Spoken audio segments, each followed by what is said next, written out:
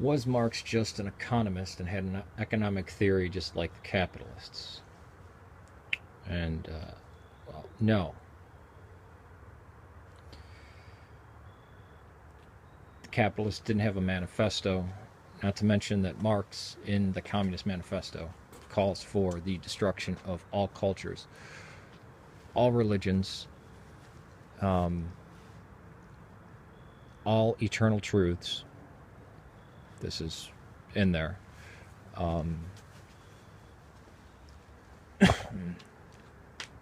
And was for the abolition of all private property. Now, there are people who like to say, no, he wasn't. He was just for the abolition of private ownership of the means of production. This is, anybody who tells you that either, well, they're incorrect. Either they're lying or they just don't know. And they're just speaking out of ignorance because, or they were misinformed, but they should really read the Communist Manifesto. It makes it very clear, all private property. And people say, well, it didn't really mean that. It's a manifesto.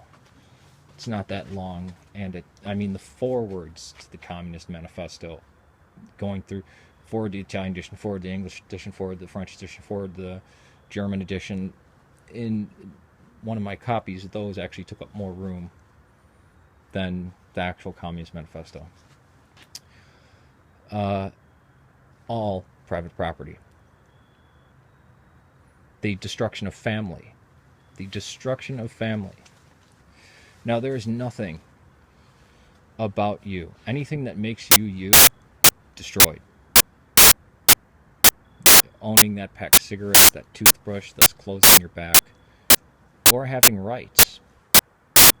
Now, there already were, and there have been systems of government where the means of production were owned, were nationalized.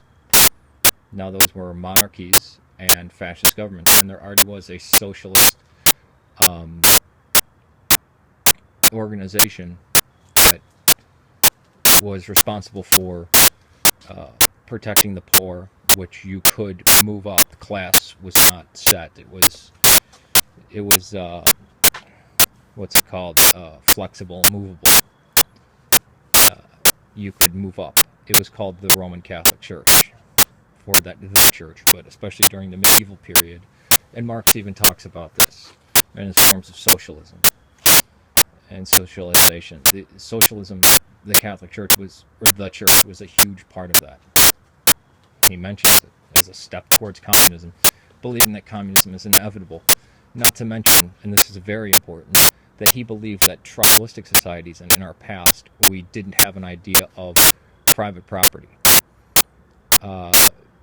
Archaeology was in, and anthropology were in their infancy stages and could said not to even exist at that time. It was just tomb raiding. And the upper class, the upper crust of English boarding schools giving their opinions of history. And thank God that is democratized under capitalism. And I'm not saying libertarianism or laissez-faire. That's wrong. I don't believe in it. I actually don't believe in capitalism or free market, but under what is called socialist, under what is called the free world in the United States and in the free market that Marx opposed, not the absolute free market, but the free market in the last 150 years at least, but actually less, 200 plus. Class wasn't set. Carnegie.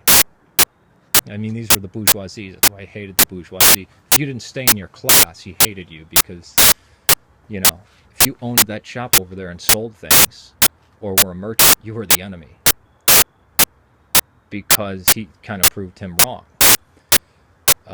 The idea of self, I, one, me, all of psychology disproves, and all of anthropology and all of archaeology disproves that people lived collectively, didn't know, they lived collectively, but they had an idea of private property. People were buried with certain things that were theirs. Families took great pains. Even the fact that there were different tribes. This wasn't, there was no a capitalist wringing his arms, manipulating the strings, unless you believe, maybe if you believe in the lizard people from outer space like David Icke.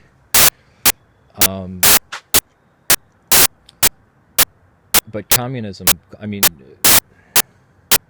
the difference between Mexicans, people from the United States, Brazilians, Europeans, Chinese, Africans, everything that makes all those countries and cultures distinguishable, any ethnic differences, gone. Anything that harkens back to Roman Catholicism, which affects Hispanic and Latino culture heavily, like, hey, Carnival, Mardi Gras, St. Patrick's Day, all this kind of stuff, gone, wiped out. Differences in music, gone. Family, I have the right to see my children. I want to raise my own children, gone. They're raised in a collective. Like they tried with the Paris Commune, the Capitalism, the Soviet style.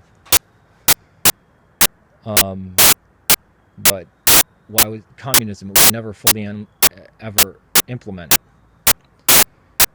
Well, if it's inevitable, why not? Marx said this will come to pass.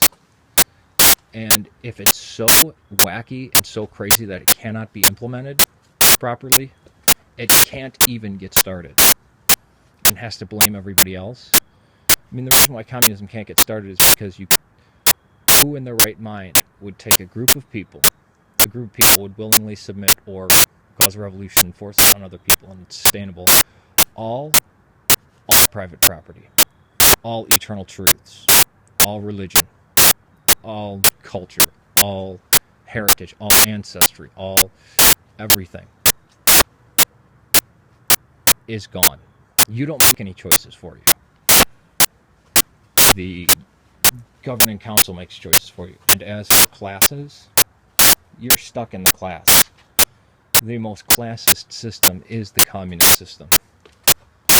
Whenever we see anything, North Korea, Russia, the Soviet Socialist Republic, Belarus, Czechoslovakia, Romania, Cuba, any communist system that ever was, you had the masses that had no control and were brutally oppressed and saw working conditions worse than that of the free world, because the free world had unions. Marx hated unions that could bargain and barter for people's rights, and people could improve their lot in life. In communism, you don't improve your lot in life. You're not allowed to, because the state issues this, and there's one thing. Now, under ideal communism, you still have totalitarian leaders. That's part of it. The idea of freedom in any way, freedom of any way, not just free market, but freedom in any way is explicitly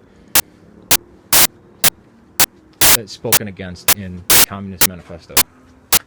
And as for being anti-imperialistic, communism is not national socialism.